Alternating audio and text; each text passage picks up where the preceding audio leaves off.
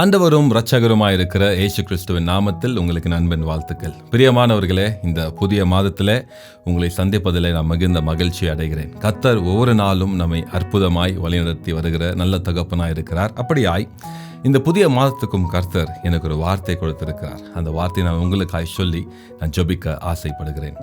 வாசிக்கலாம். எரேமியா 30வது அதிகாரம் 17வது வசனம். வேதம் இப்படியாய் சொல்லப்படுகிறது: நான் உனக்கு ஆரோக்கியம் வரப்பண்ணி உன் காயங்களை ஆற்றுவேன் என்று கர்த்தர் சொல்லுகிறார். அதே ஆங்கிலத்தில் வாசிக்கலாம். But I will restore you to health and heal your wounds declares the Lord. ஹல்லேலூயா. எவ்வளோ அழகான ஒரு வார்த்தை கர்த்தர் இந்த மாதத்துக்கு என்று கொடுத்திருக்கிறார் பாருங்க.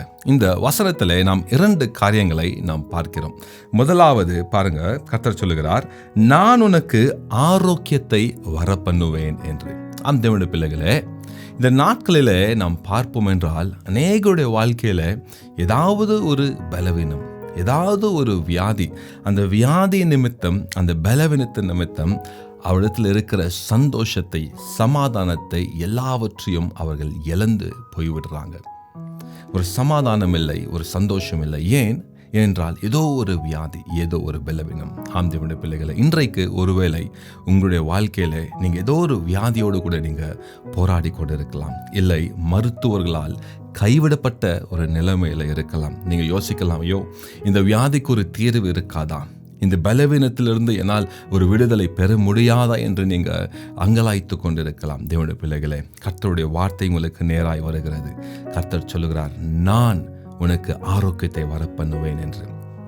தேவனுடைய பிள்ளைகளை, இந்த மாதத்தில் கர்த்தர் ஒரு ஆரோக்கியத்தை, ஒரு சௌக்கியத்தை உங்களுடைய குடும்பத்தில், உங்களுடைய வாழ்க்கையில் அவர் தர இருக்கிறார். அப்படிதான் வேதம் சொல்லுகிறது. நான் உனக்கு ஆரோக்கியத்தை வரப்பண்ணுவேன் என்று வேதம் சொல்லுகிறது. அவர் நமக்கு பரிகாரியாய் இருக்கிறாராம். அவரே நம்முடைய பரிகாரியான கர்த்தர். அவருடைய நாமம் யெகோவா ராஃபா, நமக்கு சுகத்தை தருகிற தேவன். தேவனுடைய பிள்ளைகளே, நீங்கள் எந்த விதமான வியாதியோடு கூட நீங்கள் போராடி கொண்டு இருக்கீங்க என்று எனக்கு தெரியாது. ஆனால் நான் விசுவாசிக்கிறேன், அது எவ்வளோ பெரிய வியாதியாக இருக்கட்டுங்க, கர்த்தரால் கூடாத காரியம் ஒன்றுமே இல்லை. என் தேவனால் கூடாத காரியம் ஒன்றுமே இல்லை. இந்த மாதத்தில் நீங்கள் விசுவாசிப்பீர்கள் ஆனால் நிச்சயமாய் ஒரு அற்புதம் உங்களுடைய வாழ்க்கையில் நடக்கும். அது மாத்திரமல்ல, பாருங்க, வேதம் சொல்லுகிறது, உன் காயங்களை ஆற்றுவேன் என்று கர்த்தர் சொல்லுகிறாராம். அப்போ காயங்களை அவர் ஆற்றுகிறவர்.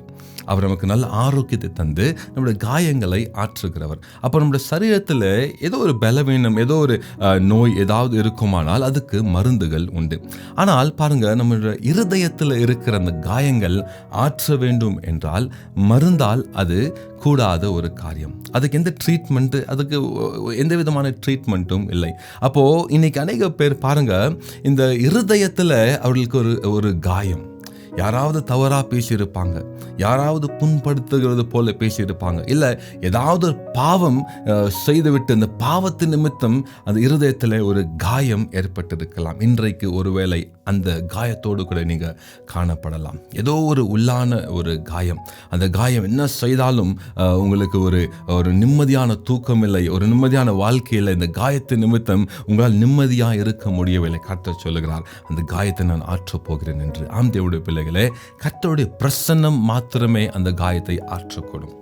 கர்த்தருடைய வார்த்தை மாத்திரமே அந்த காயத்தை ஆற்றக்கூடும். இந்த மாதத்திலே கர்த்தர் அந்த காயத்தை ஆற்றப்போகிறார். தேவனுடைய பிள்ளைகளை, எந்த மருந்துகளாலும் மாத்திரைகளினாலும் செய்யக்கூட முடியாத ஒரு காரியத்தை கர்த்தர் இந்த மாதத்திலே உங்களுடைய வாழ்க்கையில அவர் செய்ய போகிறார். அப்போ நாம் செய்ய வேண்டியதெல்லாம் ஒன்று தாங்க.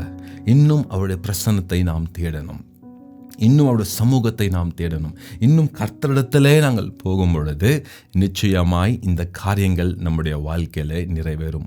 தேவனுடைய பிள்ளைகளே, இத்தனை நாட்கள் நீங்கள் என்ன செய்தீங்க எனக்கு தெரியாது. ஆனால் இந்த மாதத்தில் நாம் கர்த்தரிடத்தில் ஒப்பு கொடுக்கும் பொழுது, நம்முடைய வாழ்க்கை நாம் ஒப்பு கொடுக்கும் பொழுது, நம்முடைய நேரத்தை நாம் ஒப்பு கொடுக்கும் பொழுது கர்த்தருடைய வார்த்தை நம்முடைய வாழ்க்கையில் நிறைவேறுங்க. ஆமாங்க, கர்த்தர் சொன்னார், நான் உனக்கு ஆரோக்கியத்தை வர பண்ணுவேன், உன் காயங்களை ஆற்றுவேன் என்று. இந்த மாதத்தில் விசுவாசத்தோடு கூட இருங்க.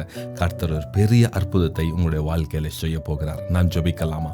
அன்பின் தகப்பனே, உங்க நன்றியோடு கூட நாங்கள் ஸ்தோத்தரிக்கிறோம், துதிக்கிறோம் அப்பா. இந்த புதிய மாதத்துக்காக நன்றி. இந்த மாதத்திலும் கூட நீர் கொடுத்த இந்த வார்த்தையின் படிக்கு, இந்த வாக்குத்தத்தத்தின் படிக்கு தகப்பனே அப்பா, அப்படியே நீர் செய்வீராக. உம்முடைய பிள்ளைகளுக்கு நீர் அற்புதங்களை செய்வீராக. நல்ல சுகத்தை தகப்பனீர் கொண்டு வருவீராக. நல்ல ஆரோக்கியத்தை நீர் கொண்டு வருவீராக. காயங்களை ஆற்றுவீராகப்பா. நீர் அப்படியே செய்ய போவதுக்காக நன்றி. எல்லா துதிகான மகிமை எல்லாவற்றையும் ஒருவருக்கு நாங்கள் ஏறெடுக்கிறோம். மீட்பர் இயேசுவின் மூலமாக ஜெபிக்கிறோம் எங்கள் ஜீவனுள்ள நல்ல தகப்பனே. ஆமேன், ஆமேன், ஆமேன். God bless you.